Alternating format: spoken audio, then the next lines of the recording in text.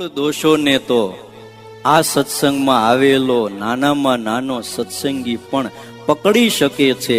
એ સ્વામિનારાયણ ભગવાનનો એક રાજીપો કયો, કૃપા કયો, ને આપણા નંદ સંતોની વાતો આ સાંભળીને એટલી તો ખબર પડે, સ્થૂળ દોષો તો એના દેખ્યામાં આવે જ. વિજાતીય દર્શન થાય અને આપણું મન વિકારગ્રસ્ત થાય, એને આપણે ન સમજી શકીએ.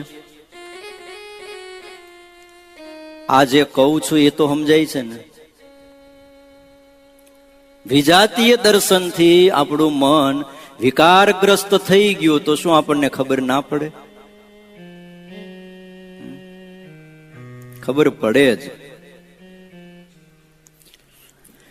બીજાનો ઉત્કર્ષ નિહાળી અને ઈર્ષાગ્રસ્ત બની જતું આપણું ચિત્ત, શું આપણે એને નથી જોઈ શકતા કે સામેવાળાનો ઉત્કર્ષ જોઈ અને મારું મન ઈર્ષાથી હવે ખદબદે છે? આપણી અપેક્ષાનો જ્યારે ભંગ થાય છે, આપણે નક્કી કર્યું હોય આમ કરવું છે, અને અપેક્ષાઓ જ્યારે પૂરી ન થાય અને આપણું મન જ્યારે ક્રોધાવિષ્ટ બને છે, તો શું એ આપણી નજર બારે હોય છે? આપણને ખબર જ હોય છે કે આપણું મન એ વિકારગ્રસ્ત બન્યું છે. મારી અપેક્ષાનો ભંગ થયો છે એટલે મને ક્રોધ આવ્યો છે. એક વાતને યાદ રાખજો, આ બધી જ આપણા ઇન્દ્રિયો અંતઃકરણની ચાલબાજી છે કે એ આપણને કોઈ દિવસ મનાવા નહીં દે કે આ મારી ભૂલ છે. શરીરમાં રહેલા રોગની તપાસ માટે, એને પકડવા માટે હજી ડોક્ટર પાસે જવું શક્ય છે વાલા ભક્તજનો. શું માથું દુખે, પેટમાં દુખે, કઈક તાવ આવે, શરીર કળે, એટલે તરત જ આપણે ડોક્ટરની પાસે જઈને સાહેબને કહી, સાહેબ જરા જોવો ને તપાસ કરો, ડેન્ગ્યુ નથી ને? બહુ વાહ છે હો હમણાં. એવો ઢીલો પડી જાય. અને ડોક્ટર પાસે એની તપાસ પણ શક્ય છે. મનની અંદર રહેલા દોષો, સ્થૂળ દોષો તો પકડાય છે, સૂક્ષ્મ દોષોને પકડવા માટે આવા સદગુરુ સંતોના શરણે જવું પડે છે. એના શરણે જવું પડે છે. ઘણી ભૂલો માટે આપણું અંતઃકરણ જ આપણને જવાબ આપી દેતું હોય છે કે આ ભૂલ છે.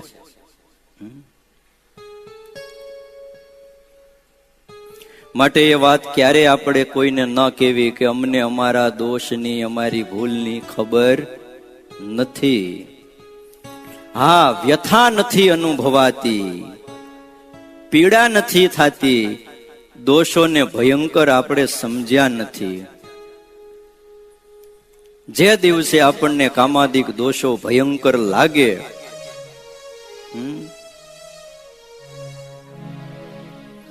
ત્યારે જે દોષો ટળે છે, જન્મ અને મરણ આદિ દુઃખો અને દોષોનું એક ચક્ર છે, એ ચાલ્યા જ કરશે જો આ મૂકવામાં નહીં આવે તો. હમણાં એક સંતની કથા વાંચી હતી. પ્રત્યક્ષ મૂર્તિની આગળ ઉભા ઉભા ચોધાર આંસુએ એક સાધુ હમણાં રેડ્યા હતા. અત્યંત પવિત્ર સંત. આજુબાજુમાં ઉભેલા લોકો થોડા સ્તબ્ધ થઈ ગયા. આટલું બધું કારમું કલ્પાંત અને એ પવિત્ર સંત શું કામ? બહુ અદભુત કોઈ પ્રસંગ સંતનો લખ્યો. સંત ઉભા ઉભા પ્રાર્થના કરતા હતા, રડતા હતા. અને સાધુ જયારે પોતાના આસને આવ્યા ત્યારે એની પાછળ દ્રશ્ય જોનારા જે વ્યક્તિઓ હતા એ પાછળ પાછળ આવ્યા. એવામાં એક ભક્તએ એ સંતને પ્રશ્ન કર્યો, સ્વામી આપ આટલું બધું કેમ રડ્યા?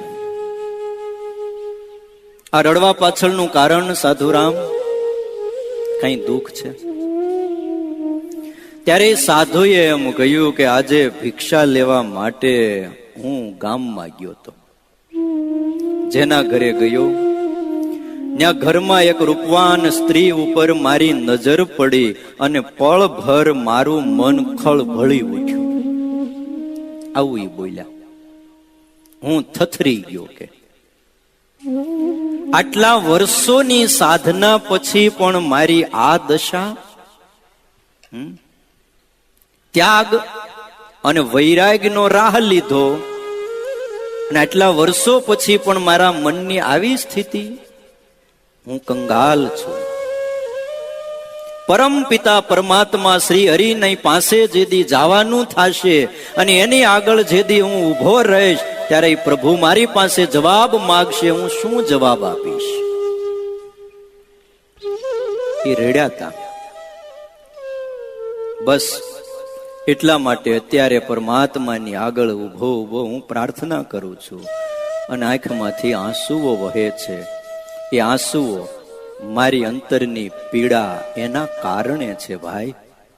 આ તો મારી વ્યથા છે. સંતે કહ્યું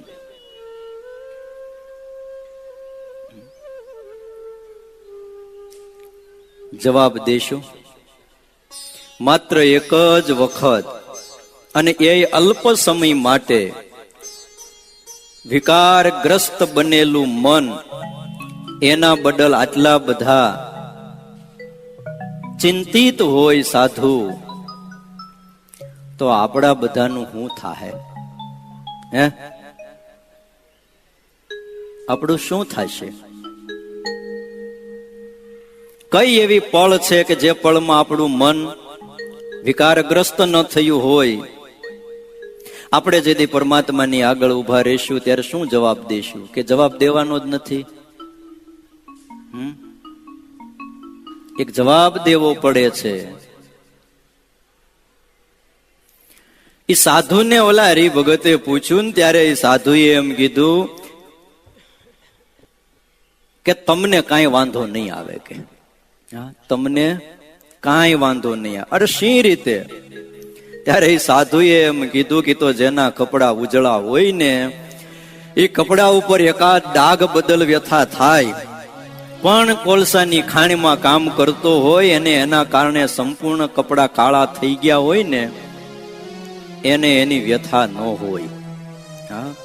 આ તો જેને આ જન્મે ભગવાનને પામી જવું છે એની આ વાત છે. માટે ભગવાનનો ભક્ત આ બાબતે વિચાર કરે અને જીવનમાં થોડોક બદલાવ લાવે. કાલે આ 2016 સાલ એટલે વરસ પૂરું થાય છે. 72 પૂરું થાય છે ને 73 શરૂ થાય. જાન્યુઆરીમાં 2016 થી 17 શરૂ થઈ જાય. છેલ્લો દિવસ છે. આવતી શિબિર સુધી આપણે સાવધાની રાખીએ, વધારે નહીં તો કઈ નહીં. 16 જે વાતો થઈ છે 17 સુધી યાદ રાખીએ કે આ વર્ષે મારે મારા મનને ક્યાંય વિકારગ્રસ્ત બનવા દેવું નથી. દોષો ભલે આવી અને મારા ઉપર પ્રહાર કરે પણ ભગવાન અને સંતના બળે એ દોષોથી પરાજિત થવું નથી. આજ દિવસ સુધી જીવનમાં અનેક ભૂલો કરી પણ હવે પછી મારે ભૂલ કરવી નથી. આટલું તો નક્કી કરશું. હે, જો આ બધી વાત સાંભળતા વધારે ભૂખ લાગે તો 2 કોળિયા ખીચડી વધારે ખાઈ લેજો હાંજે. 2 કોળિયા. પણ આટલું તો આપણે શિબિરમાં કરવું જ જોઈશે. આ કોઈ પારાયણ નથી કે 2 વાત કરી અને આપણે પૂરું કરીએ. આ ગુણાતીત સત્સંગ શિબિર છે જેમાંથી આમૂલ અંદરથી બદલાવ આવવો જોઈએ. ક્યારે આવશે? જ્યારે આરંભ કરશું ત્યારે. ગમે ત્યારે, આ જન્મે કરો કે આવતા જન્મે કરો, પણ આરંભ તો કરવો જ પડશે. હા, કોઈ માની બેઠા હોય કૃપા કરે ને થઈ જાય, એ વાતને ભૂલી જાયજો. બધું કૃપાથી નથી થતું. અને કૃપા થઈ છે એના જીવન તપાસો. કોના ઉપર કૃપા થઈ છે? ધ્રુવ ઉપર કૃપા થઈ. ક્યારે થઈ? પ્રહલાદ ઉપર કૃપા થઈ. ક્યારે થઈ? કંઈક એ પણ તપાસ કરો. ખાલી છેલ્લું પીછડું પકડી લઈ એના ઉપર કૃપા થઈ ન્યાલ થઈ ગયો, હાલો. ના ભાઈ, એવું તો હાવ નથી. નાદાર થઈને બેસવું નહીં, એમ આપણને આપણા પ્રભુ વચનામૃતમાં કહે છે. એટલે આ ભક્તો એમ કહે છે કે મહારાજ, અમને આ આડું ન આવે એ આપો. પ્રહલાદ ને એનો બાપ નડ્યો હતો ભજનમાં. તમને ભજતા આડું જે પડે, માગીએ અમને એ ન નડે. સૌરાષ્ટ્રની અંદર મેળી ગામ છે ને, મેળી ગામમાં એક છોકરો સત્સંગી થયો હતો. એનો બાપ જરા ક્રૂર હતો અને છોકરાને એમ કીધું, છોકરા સત્સંગ મૂકી દે. છોકરો કે બાપ, મારે સત્સંગ મૂકવો નથી. એના બાપે કીધું, મૂકી દે નહીતર મારી નાખીશ. ત્યારે છોકરાએ જવાબ દીધો, મરવાનું તો બાપ એક દિવસ જરૂર છે. હું સ્વામિનારાયણનું ભજન એનું નામ નહીં મૂકું. અને એના બાપે ભર ભરેલું ગાડું એ છોકરાના ગળે જોતર બાંધી અને ઉલાળી મૂક્યું. સ્વામિનારાયણ સ્વામિનારાયણ સ્વામિનારાયણ કહેતા કહેતા એનો આત્મા શ્રી હરિના ચરણમાં પહોંચી ગયો. આડા આવ્યા, ભજન મૂક્યું નહીં. હો હા, લાડુબા પરિણ્યા અને જોયું કે ભગવાનની ભક્તિ નહીં થાય.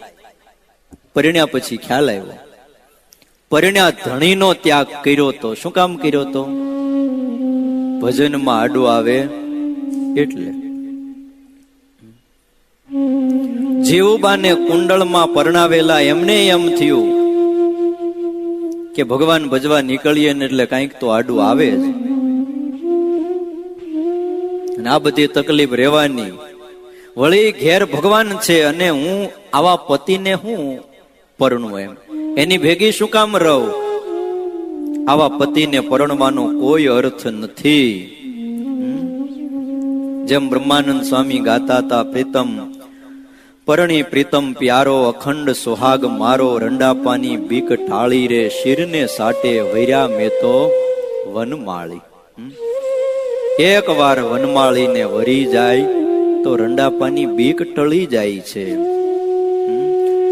મીરાબાઈ એમ કહેતા હતા કે એસે વર કો ક્યા વરુ જો જીએ ઓર મર જાય, ऐसे वर को क्या वरु जो जिए और मर जाए, वर वरिये गिरधर लालजी मारो चूडलो अमर हो जाए. એ મેવાડની મીરા એમ કહેતી હતી, એવાને શું વરુ જે જીવે અને મરી જતો હોય? વરુ તો ગિરધર લાલ ને વરુ, મારો ચૂડલો અમર થઈ જાય. આમ સમજી જીવુબા અને લાડુબાઈએ પરના ધણીનો ત્યાગ કર્યો છે. વાંકિયાના રાજબાઈ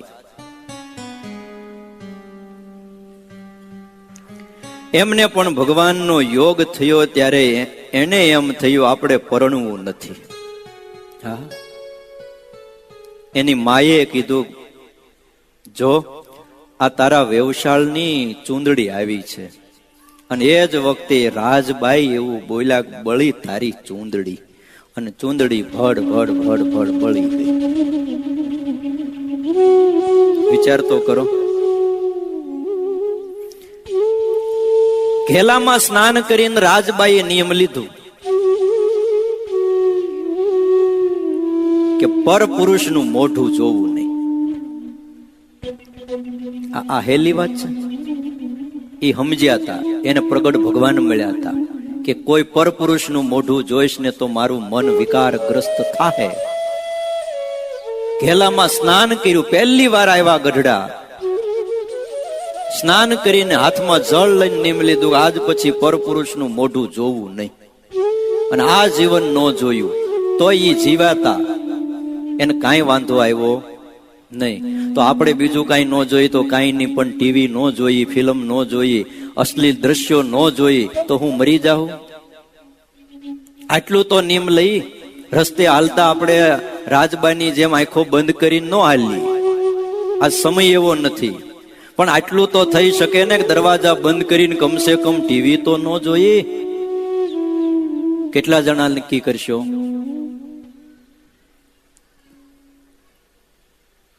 કોઈ નહીં.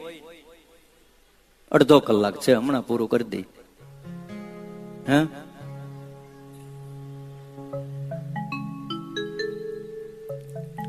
ઘરમાં ટીવી હતા પેલા બહાર હતા.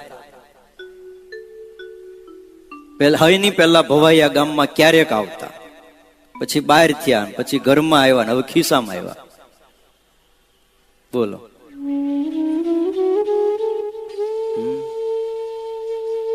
કેવા કેવા ભક્તો થઈ ગયા, ને આ બધા ભગવાનના ચરણમાં પહોંચી ગયા, અને આપણે કેમ રહી ગયા?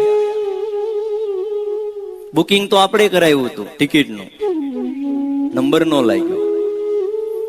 માટે કોઈ હરખ શોખ કે ધોખો ભગવાન આગળ, સાધુ આગળ ન કરો, મારો નંબર કેમ નો લાગ્યો. રાજબાનો, જીવુબાનો, લાડુબાનો, દાદા ખાચરનો, પર્વતભાઈનો, ઝીણાભાઈનો નંબર લાગ્યો, મુક્તાનંદ સ્વામીનો લાગ્યો, ગોપાળાનંદ સ્વામી, ગુણાતીતાનંદ સ્વામીનો લાગ્યો. આપણે કેમ રહી ગયા?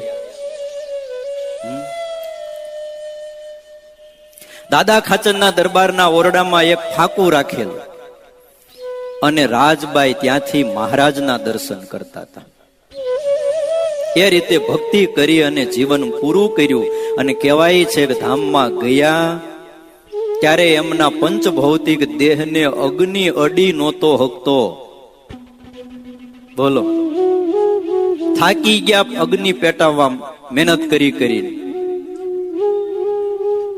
એક હરિભગત દોડતા આવ્યા, ગોપાળાનંદ સ્વામીને કીધું કે સ્વામી, અગ્નિ લાગતો નથી, રાજબાઈનો દેહ, એનો અગ્નિ સંસ્કાર કરવો છે.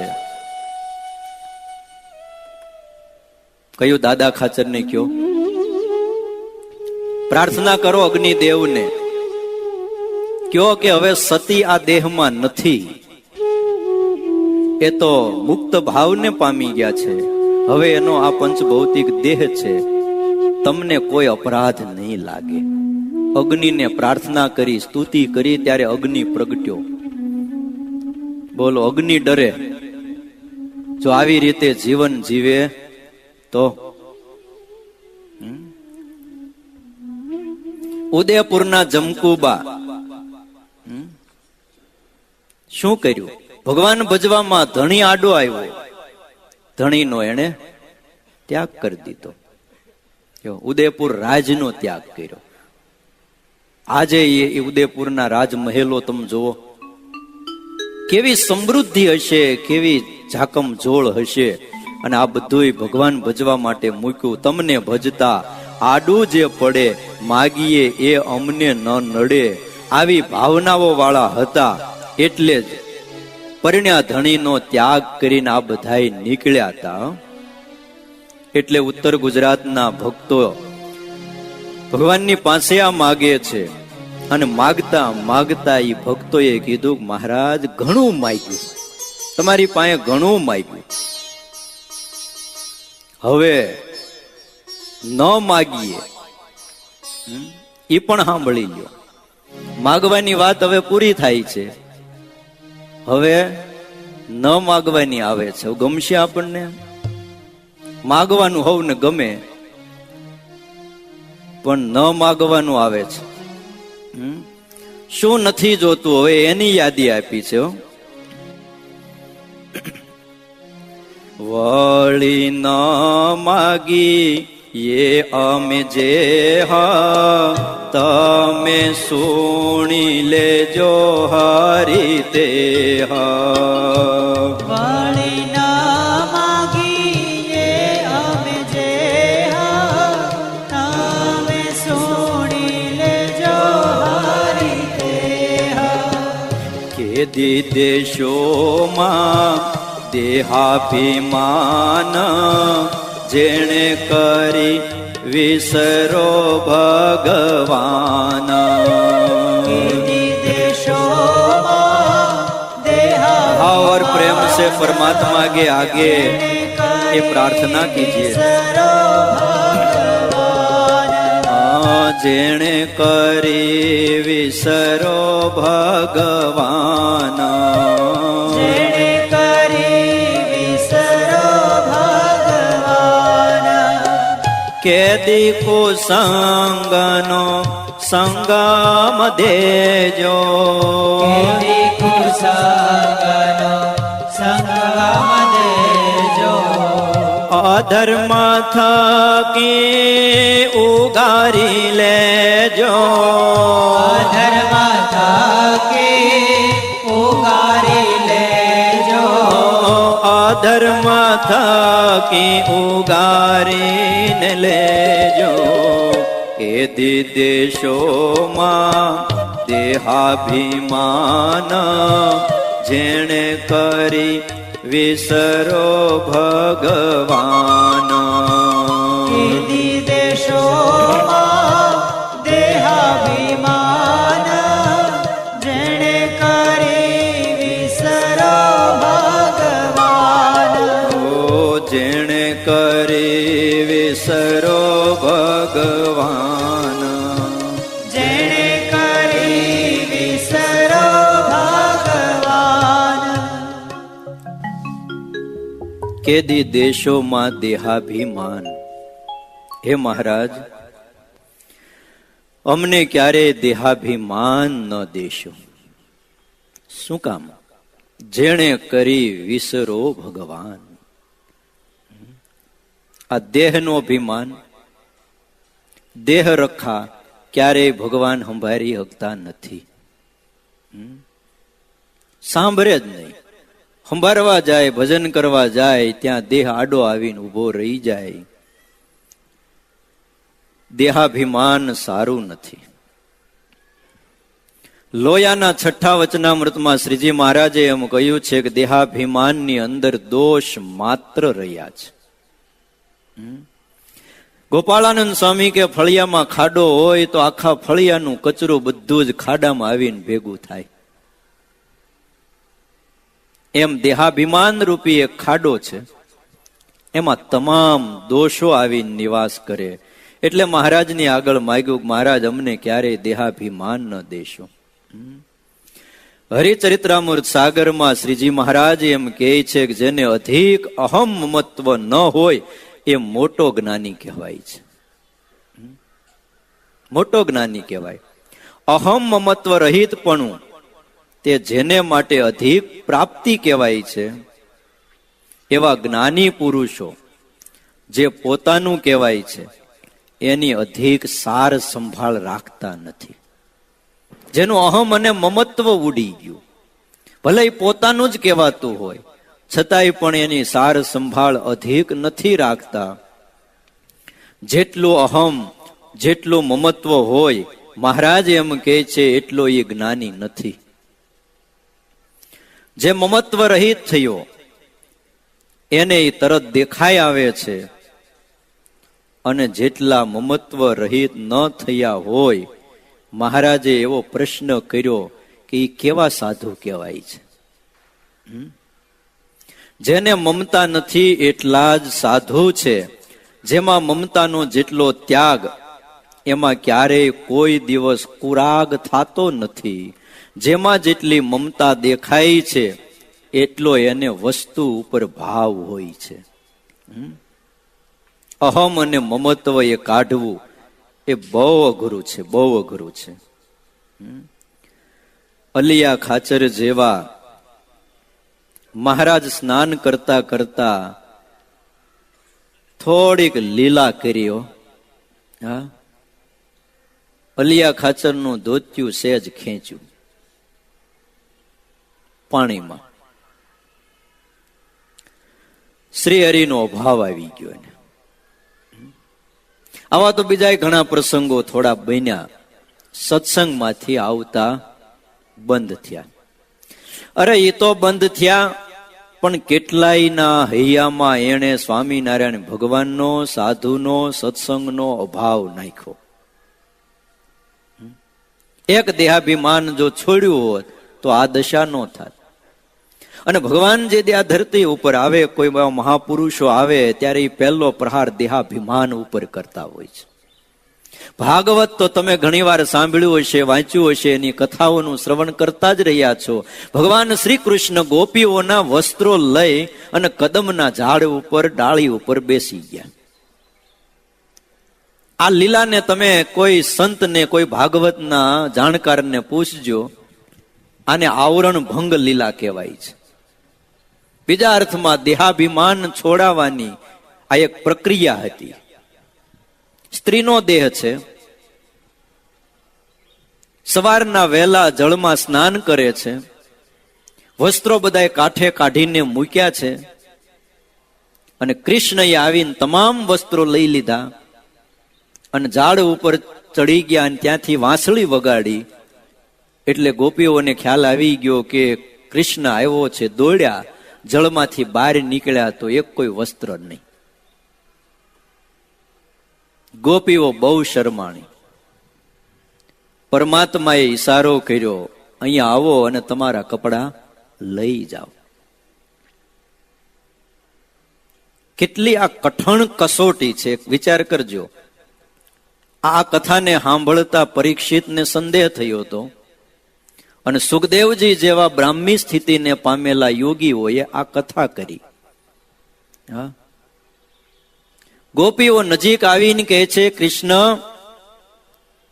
તું નંદનો લાલ છો, અમે રાજાને જઈને ફરિયાદ કરશું તો અમારા વસ્ત્રો આપી દે.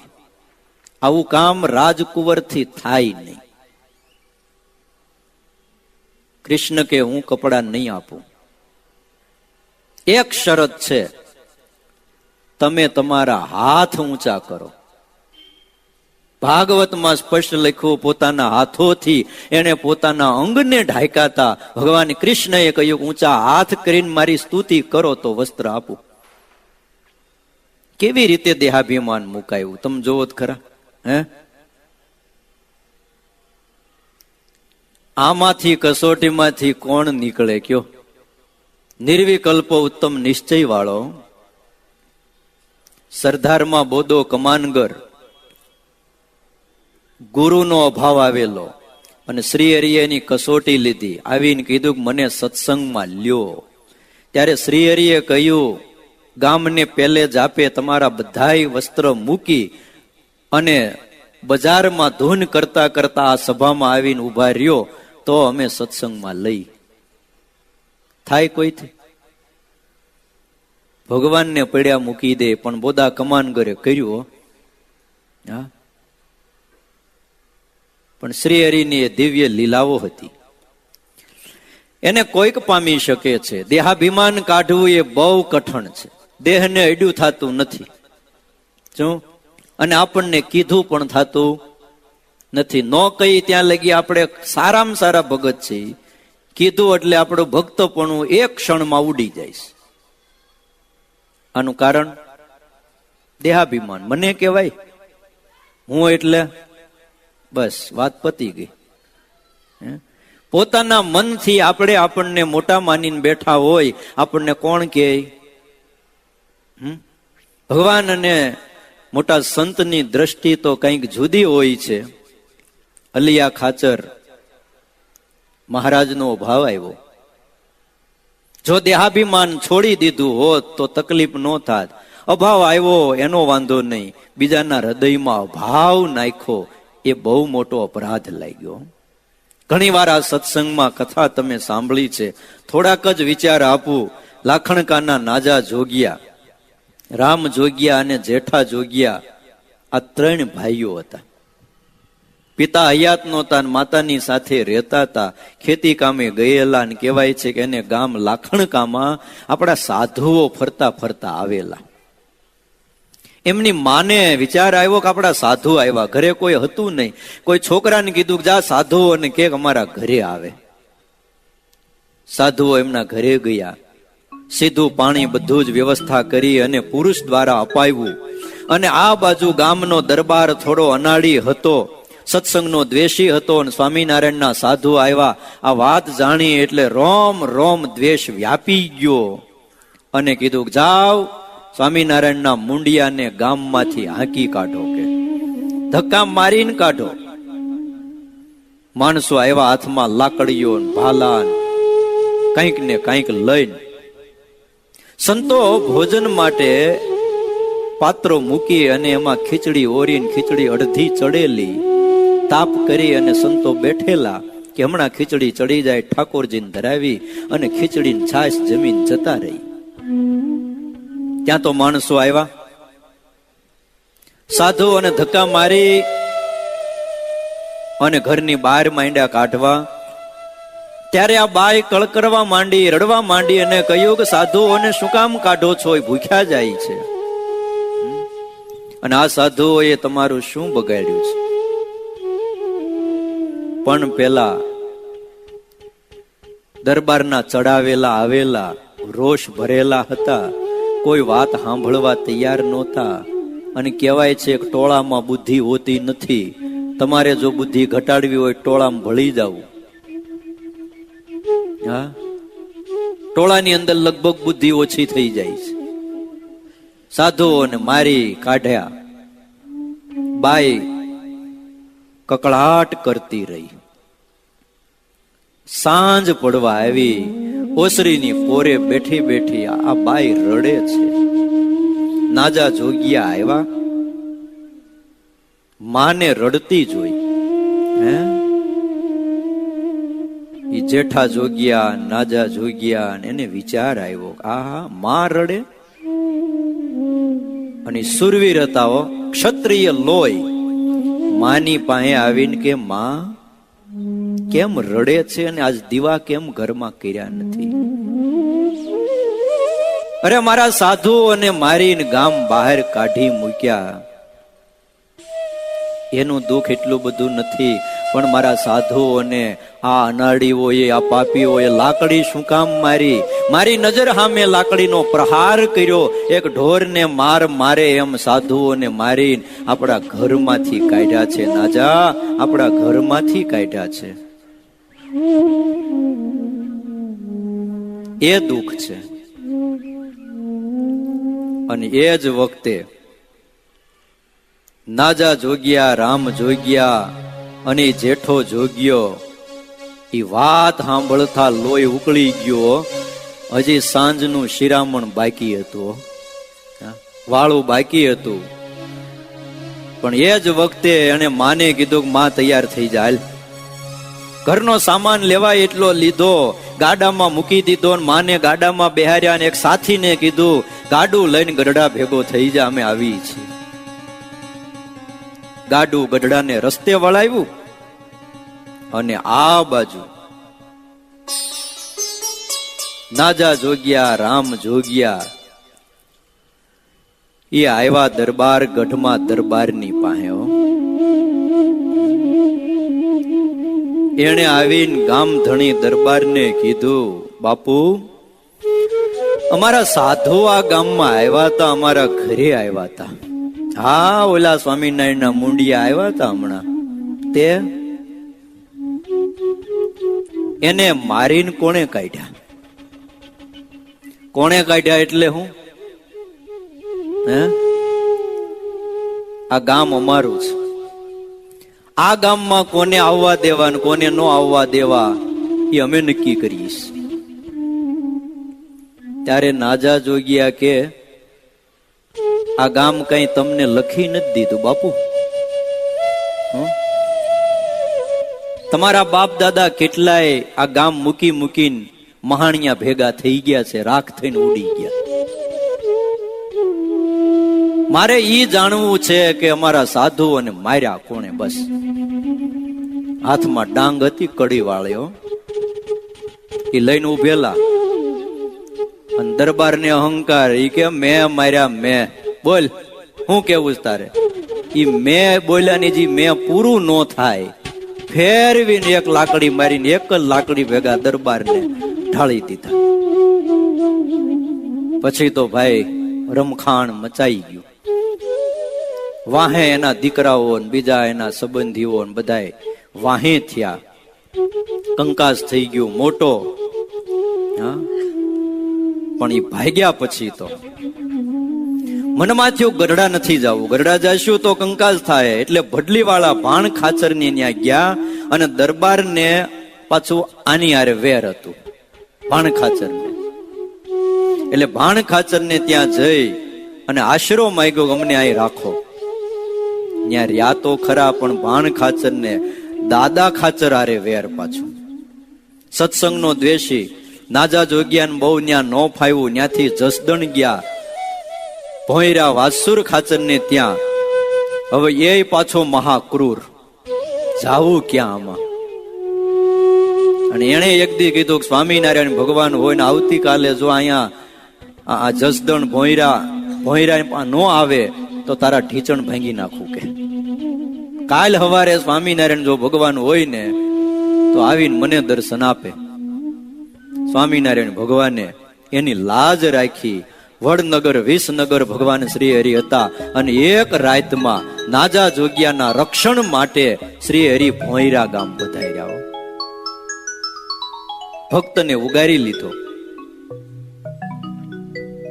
આમ ને આમ કેટલાક દિવસો એને કાઢ્યા. પછી નાજા જોગ્યાએ કીધું મહારાજને, મહારાજ આમ ને આમ ક્યાં સુધી ગામડે ગામડે હું ભટકીશ, ક્યાંય રહેવાનું ઠેકાણું નહીં, ક્યાંય શાંતિની ઊંઘ નહીં. મહારાજ આ સત્સંગ માટે બધું થયું છે, હવે મને તમારી સેવામાં બોલાવી લ્યો, અંગત સેવક પાર્ષદ તરીકે મને તમારી સેવામાં રાખો. મહારાજ કે આવી જાવ.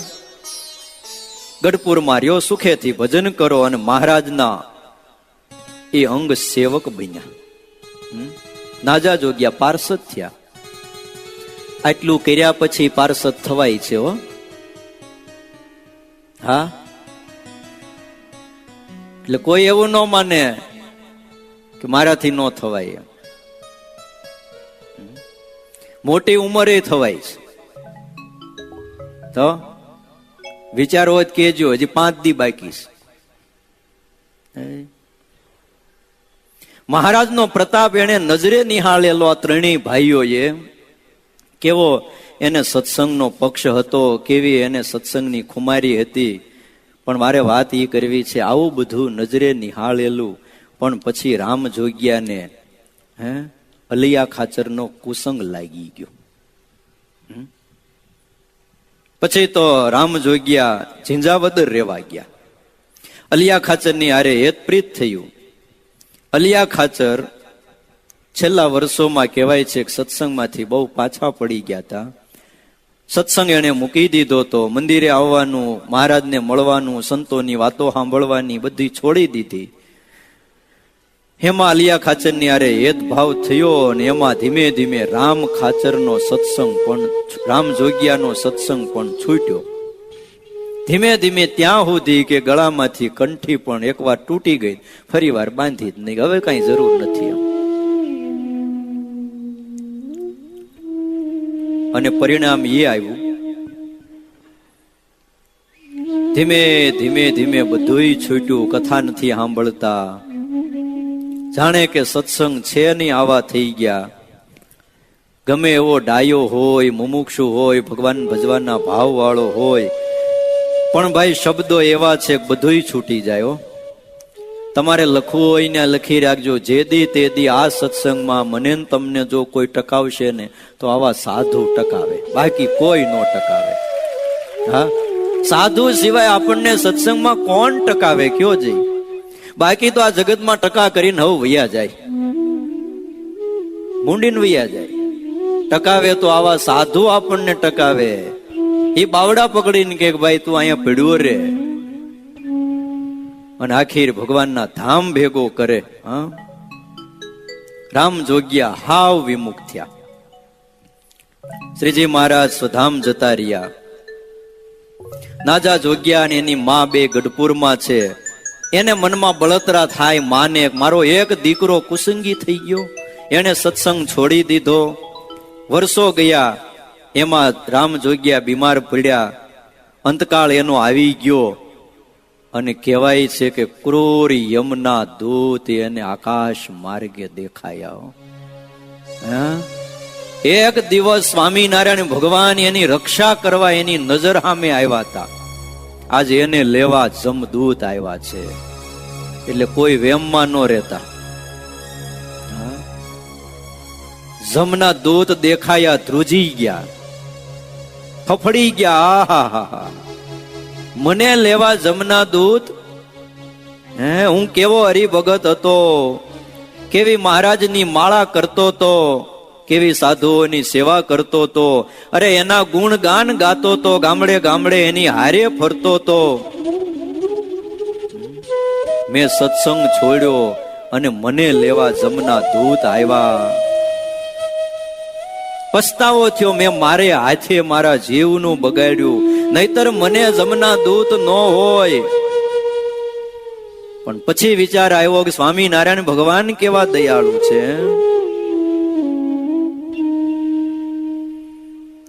મેં સાધુઓ માટે પ્રાણ દેવા માટે તૈયારી કરી હતી. હું ભૂલી ગયો. મહારાજ, મારા અપરાધને માફ કરો. હે પ્રભુ, તમે ક્ષમા કરો, ક્ષમા કરો. મને આનાથી ઉગારી લ્યો. આટલું જ્યાં હજી પ્રાર્થના કરીને બોલી રહી ત્યાં જમના દૂત નજીક આવી ગયા. આર્તનાદ અંદરથી અવાજ નીકળ્યો, મહારાજ. અને એ જ વખતે સહજાનંદ સ્વામીઓ ત્યાં પ્રગટ થઈ ગયા. હા, અને એટલું બધું આનામાં જોમ આવી ગયું રામજોગ્યામાં.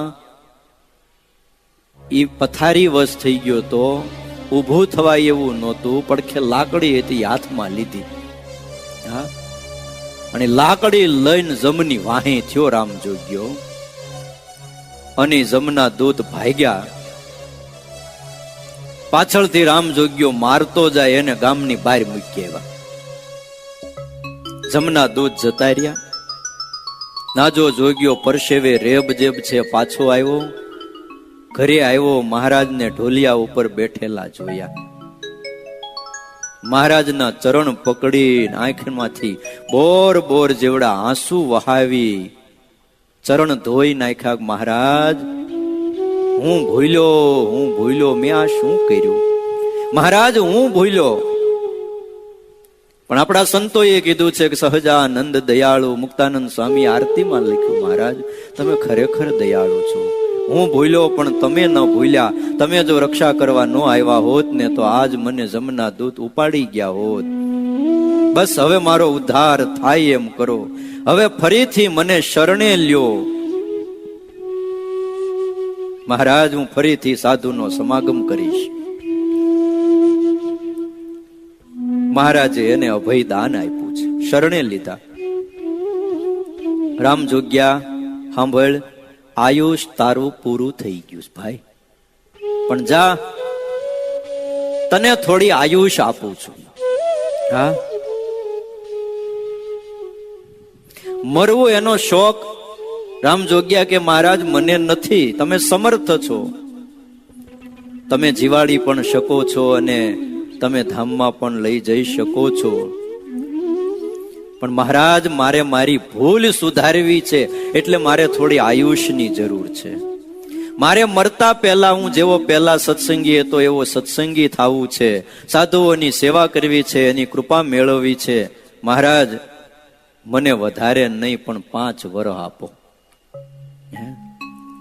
શ્રીજી મહારાજે એને 5 વર્ષની આવરદા આપી છે. મહારાજ અદ્રશ્ય થયા. આ બાજુ ગઢડા આવ્યા. નાજા જોગ્યાને બનેલી વાત કરી. કેદી દેશોમાં કુસંગનો સંગ. કુસંગ શું કરે જોત ખરા? હા, દેહાભિમાને કરીને અલૈયા ખાચરને અભાવ આવ્યો અને અલૈયા ખાચરના કુસંગે કરીને રામ જોગ્યાનું મોત બગડવા તૈયાર થયું. અમૃત સરખું ભોજન હોય પણ એક ઝેરનું ટીપું પડે ને તો ખલાસ થઈ ગયો.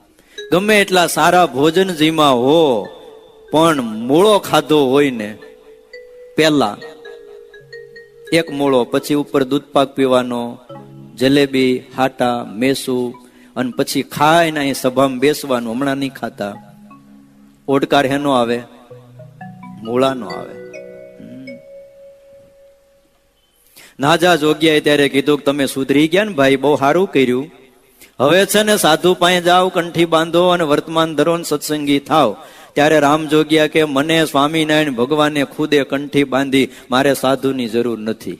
એટલે એની પાસે કંઠી બાંધવાની જરૂર નથી, મને સ્વામિનારાયણ ભગવાને કંઠી બાંધી. નાજા જોગ્યા કે નહીં ભાઈ, હજી પાછું ભૂલ થાય. સાધુ પાસે જઈને કંઠી બાંધો, એના દાસ થાવ, અહંકાર ઓગાળી નાખો. દાસ થયા વિના અહંકાર નહીં જાય. સાધુઓ જેથી અપમાન કરશે, કડક શબ્દોમાં કઈ વાત કરશે, ત્યારે દાસ થવાનું બહુ કઠણ થશે. દાસ નહીં થવાય, ખોટું લાગશે અને ફરીને સંતોનો ભાવ આવશે, સત્સંગ છૂટી જાય. અને આખીર પછી સંતો પાસે વર્તમાન ધાર્યા, કંઠી બાંધી, હરિભગત થયા. 5 વર્ષ સેવા ભજન કરીને ધામમાં ગયા. શ્રીજી મહારાજ અંતકાળે એને તેડવા આવ્યા. આ બાજુ નાજા જોગ્યા પણ સાધુ થયા. ગુણાતીતાનંદ સ્વામી ભેગા રહેતા હતા અને ઘનશ્યામાનંદ એનું નામ પાડ્યું.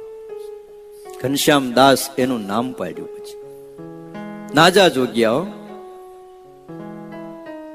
મહારાજની હારોહાર ઘોડે ફરતા હતા. પણ એણે એમ કીધું, ગુણાતીતાનંદ સ્વામીનો સમાગમ કર્યો ત્યારે સાધુ થવાનું.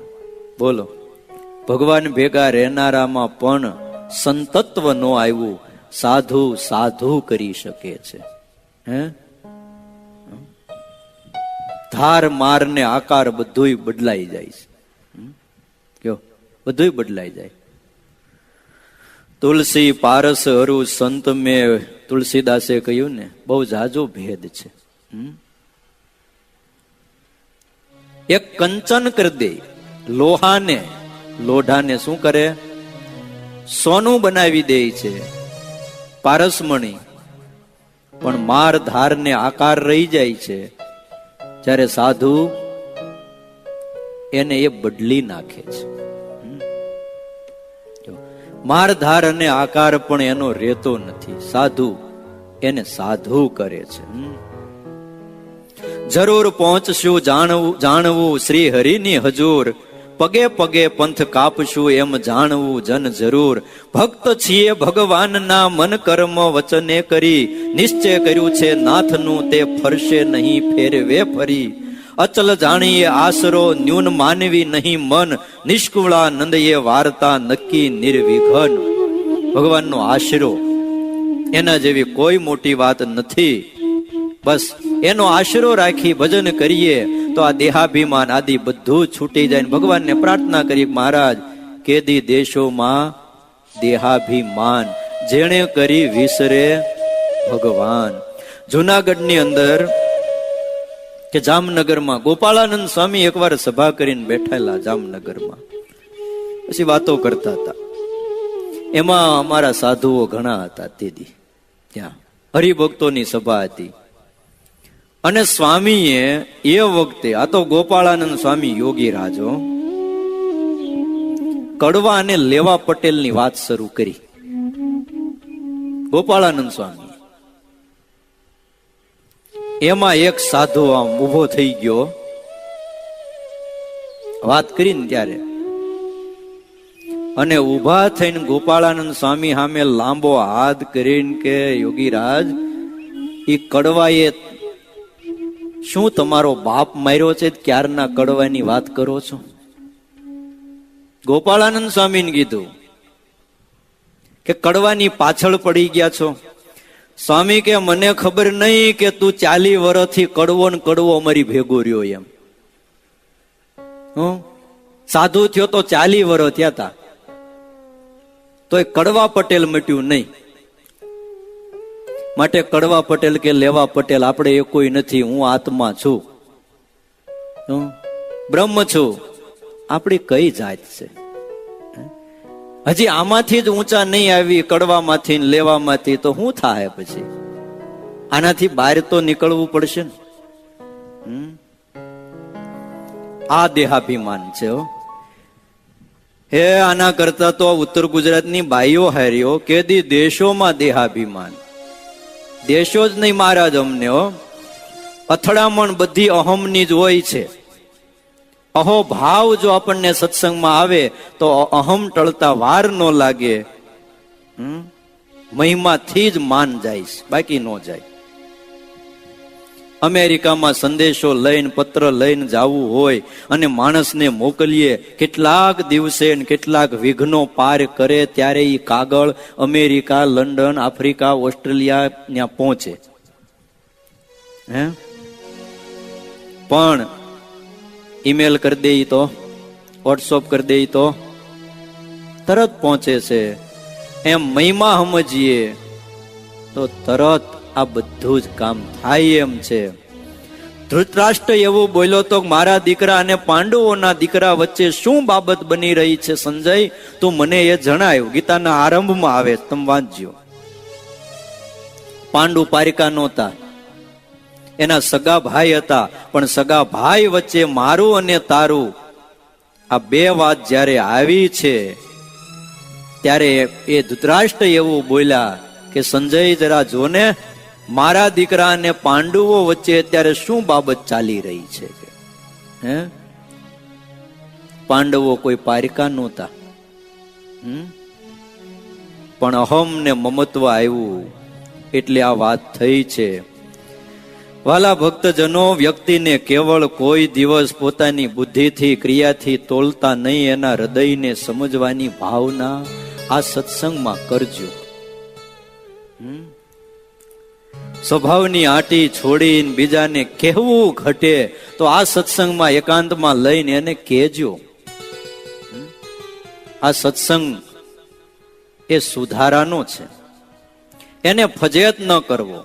સમાન ઘવાય એવું ક્યારેય બોલવું નહીં, કોઈની વાતને ક્યારેય ઉખેડી નાખવી નહીં. સામાઓને પણ મહત્વ આપતા આપણે શીખીએ. જેટલું પણ સારું જ્યાં હોય ત્યાંથી સ્વીકારીએ. વળી આપણી ભૂલ કંઈક હોય તો એને સુધારીએ. અરે લાગણી પૂર્વક એક વાર નહીં, 2-3 વાર એને કયો, પરંતુ એમ કરીને સત્સંગમાં બેહી ન જાવ, મારે હું ભલે જે કરતા હોય એ કરે. આવું હાવ સત્સંગમાં ઉથડકપણું ન રાખવું, પોતે નિર્માની રહેવું, બીજાને યશ અને માન આપવું અને અભિમાન છોડી દેવું. એટલે આ ઉત્તર ગુજરાતના ભક્તો બહુ સરસ ભગવાનની આગળ અદ્ભુત સ્તુતિ અને પ્રાર્થના કયો તો પ્રાર્થના હવે ન માગવું ન જોઈ એ વાત કરે છે. કે દેશોમાં દેહાભિમાન જેણે કરી વિસરો ભગવાન.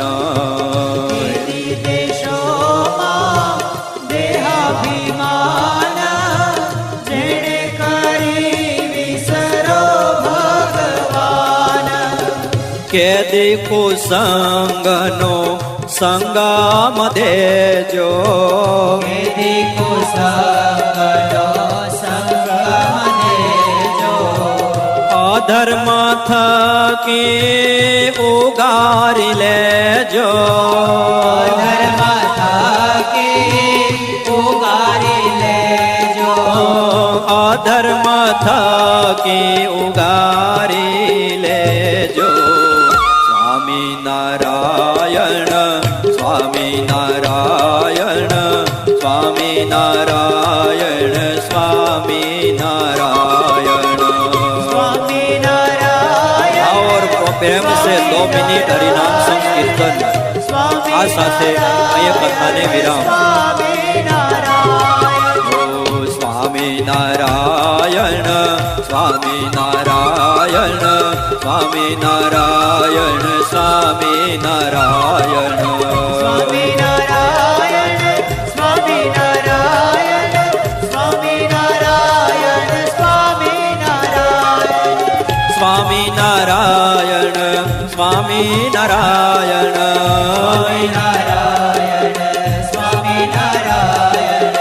સ્વામિનારાયણ સ્વામિનારાયણ સ્વામિનારાયણ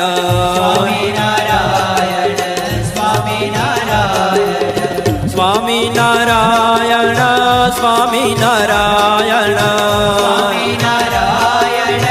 સ્વામિનારાયણ સ્વામિનારાયણ સ્વામિનારાયણ સ્વામિનારાયણ સ્વામિનારાયણ સ્વામિનારાયણ સ્વામિનારાયણ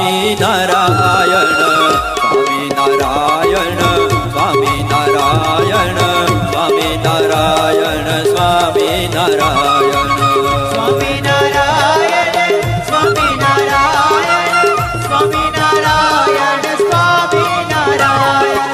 સ્વામિનારાયણ સ્વામિનારાયણ સ્વામિનારાયણ બોલો સ્વામિનારાયણ સ્વામિનારાયણ સ્વામિનારાયણ સ્વામિનારાયણ સ્વામિનારાયણ સ્વામિનારાયણ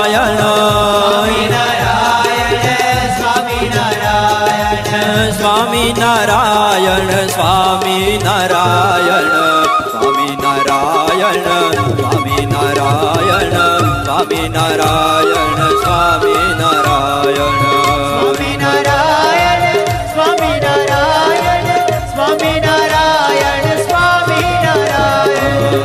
મહાબળવંત માયા તમારી જેણે આવરી આ નર નારી મહાબળવંત માયા તમારી જેણે આવરી આ નર નારી એવું વરદાન દીજીએ આપે એ હમાયા અમને ન વ્યાપે એવું વરદાન દીજીએ આપે એ હમાયા અમને ન વ્યાપે એ હમાયા અમને ન વ્યાપે એ હમાયા અમને ન વ્યાપે એ હમાયા અમને ન વ્યાપે એ હમાયા અમને ન વ્યાપે એ હમાયા અમને ન વ્યાપે એ હમાયા અમને ન વ્યાપે.